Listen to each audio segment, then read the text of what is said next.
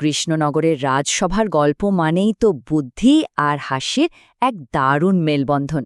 এখানকার গল্পগুলোতে দেখা যায় বড় বড় সমস্যাও সমাধান হয়ে যাচ্ছে খুব সাধারণ বুদ্ধি দিয়ে। তো আজ আমরা ঠিক তেমনই একটা গল্প শুনব, যেখানে এক ধূর্ত লোককে তার থেকেও বড় ধূর্ততা দিয়ে শায়েস্তা করা হয়েছিল। চলুন একেবারে গল্পের ভেতরে ঢুকে পড়া যাক। আচ্ছা, ভাবা যায় একজন সাধারণ মিষ্টির দোকানি, সে কিনা টেক্কা দিচ্ছে রাজ্যের এক ক্ষমতাশালী লোভী মন্ত্রীকে। এটা কিন্তু শুধু জেতাহারার গল্প না, এটা হলো বুদ্ধি আর অহংকারের এক অসম লড়াইয়ের গল্প। তো আমাদের গল্পের নায়ক হলো ভোলা, একেবারে সাদাসিধে একজন মিষ্টি বিক্রেতা। সে ভেবেছিল বাড়তি কিছু আয়ের জন্য একটা পুকুর কিনবে, কিন্তু ওই পুকুরটাই যে তার জন্য একটা বড় মাথা ব্যথার কারণ হয়ে দাঁড়াবে তা কে জানত। আসলে ভোলার দোকানের যা আয় তাতে সংসার চালানো বেশ কঠিন হয়ে পড়েছিল। তাই সে ভাবল পুকুরে মাছ চাষ করে বিক্রি করলে দুটো পয়সা বেশি আসবে। কিন্তু হলো ঠিক তার উল্টো। লাভের চেয়ে পুকুর সামলাতেই সব টাকা বেরিয়ে যেতে লাগল। শেষমেশ বেচারা ঠিক করল পুকুরটা বিক্রি করে দেবে। আর ঠিক তখনই গল্পের মধ্যে এন্ট্রি নিলেন রাজ্যের মন্ত্রীমশাই, মানে আমাদের গল্পের খলনায়ক। ভোলার এই অসহায় অবস্থার সুযোগ নিতে তিনি হাজির হলেন, তবে একেবারে সহানুভূতির মুখোশ পরে। এখানে চরিত্র দুটো দেখুন, একেবারে দুই মেরুর বাসিন্দা। একদিকে ভোলা, একজন সৎ সাধারণ মানুষ যে নিজের অবস্থা নিয়ে খুব চিন্তিত, আর অন্যদিকে মন্ত্রী, লোভী, ধূর্ত আর নিজের ক্ষমতা নিয়ে যার অহংকারের শেষ নেই। বুঝতেই পারছেন, সংঘাত তো একটা লাগবেই। মন্ত্রী এসে ভোলাকে ঠিক এইভাবেই বলল, এমনভাবে সহানুভূতি দেখালো যেন ভোলার কষ্টে তার ঘুমই হচ্ছে না।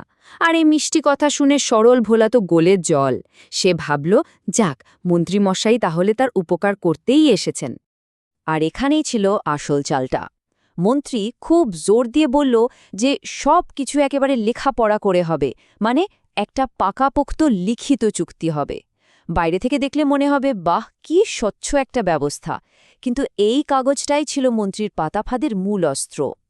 তো চুক্তি হয়ে গেল, আর এরপরই এলো সেই মুহূর্তটা যখন ভোলার সব আশা একবারে ভেঙে চুরমার হয়ে গেল।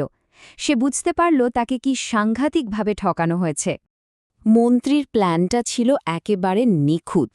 যেদিন মাছ ধরার কথা, ঠিক তার আগের রাতেই সে লোক পাঠিয়ে পুকুরের প্রায় সব মাছ তুলে নিল। আর পরের দিন যখন ভোলার সামনে জাল ফেলা হলো, তখন তো জাল খালি। মন্ত্রী তখন উল্টো ভোলার ওপরই চেঁচিয়ে উঠল, হে কি, পুকুরে তো মাছই নেই, তুমি আমাকে ঠকিয়েছ।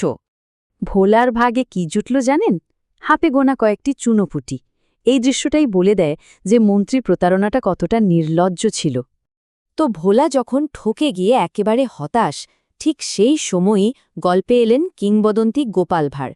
তিনি এলেন বুদ্ধির জোরে এই অন্যায়ের একটা মোক্ষম জবাব দিতে। ভোলা কাঁদতে কাঁদতে গোপালের কাছে সবটা খুলে বলল, আর গোপাল তো সব শুনে এক মুহূর্তেই পুরো ব্যাপারটা বুঝে ফেলল। তার কাছে পুরো চক্রান্তটা একদম জলের মতো পরিষ্কার হয়ে গেল।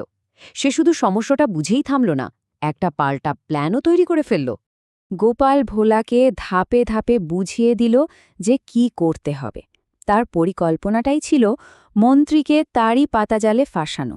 কিন্তু তার আসল চালটা কি হবে, সেটা কিন্তু সে এখনই বলল না। এতে গল্পে একটা দারুণ উত্তেজনা তৈরি হলো, তাই না? চলুন এবার গল্পের সবচেয়ে জমজমাট অংশে যাওয়া যাক। এখন শুরু হবে উল্টো খেলা, যেখানে গোপালের অসাধারণ প্ল্যানটা কাজে লাগানো হবে।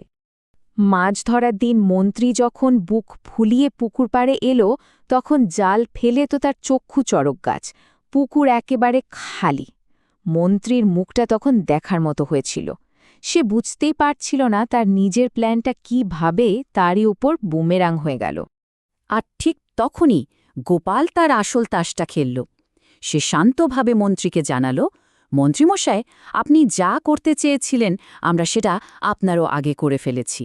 মানে যাকে বলে চোরের ওপর বাটপাড়ি। এই একটা কথাতেই পুরো খেলা ঘুরে গেল। গোপাল মন্ত্রীকে মনে করিয়ে দিল, ওই যে চুক্তিপত্রটা, ওটাতে কিন্তু আপনারই সই আছে। সেই অনুযায়ী পুকুরটা এখন আপনার, তার মানে মাছগুলো আপনার। আর আমরা তো আপনার পুকুর থেকেই চুরি হওয়া মাছ ধরে বিক্রি করেছি। ভাবুন একবার, কি অসাধারণ বুদ্ধি! এটাই ছিল গোপালের শেষ চাল। ভোলা মন্ত্রীর মাছ বিক্রির টাকাটা তার হাতে দিয়ে বলল, এই নিন আপনার মাছের দাম, এবার দয়া করে আমার পুকুরটা আমাকে ফিরিয়ে দিন। মন্ত্রীর তখন মেনে নেওয়া ছাড়া আর কোনো পথই খোলা ছিল না। তো এই গল্পের শেষটা শুধু মজাদারই নয়, এখান থেকে অনেক কিছু শেখারও আছে। এটা আমাদের দেখিয়ে দেয় যে ক্ষমতার জোরের চেয়ে বুদ্ধির জোর অনেক অনেক বেশি।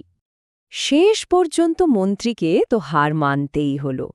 গোপাল যেই না রাজার কাছে নালিশ করার হুমকি দিল, অমনি মান সম্মানের ভয়ে মন্ত্রী চুপচাপ ভোলার পুকুরের কাগজপত্র ফিরিয়ে দিল। আর সবচেয়ে মজার ব্যাপার হল, ভোলা তার হারানো সম্পত্তিটা ফিরে পেল নিজের পকেট থেকে একটা পয়সাও খরচ না করে। পুরো ঘটনাটাকে একটা প্রবাদ দিয়ে খুব সুন্দরভাবে বলা যায়, মন্ত্রীর সর্বনাশ আর গোপালের পৌষমাস।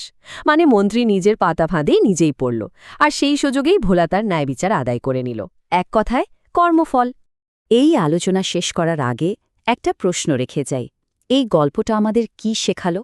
একটা সাধারণ চুক্তিপত্র, মানে একটা কাগজ, সেটা কখন একজন মানুষের জন্য ফাঁদ হয়ে ওঠে, আর কখন সেটাই আবার বুদ্ধির জোরে ন্যায় বিচার পাওয়ার চাবিকাঠি হয়ে দাঁড়ায়। ভেবে দেখার মতো বিষয়, তাই না?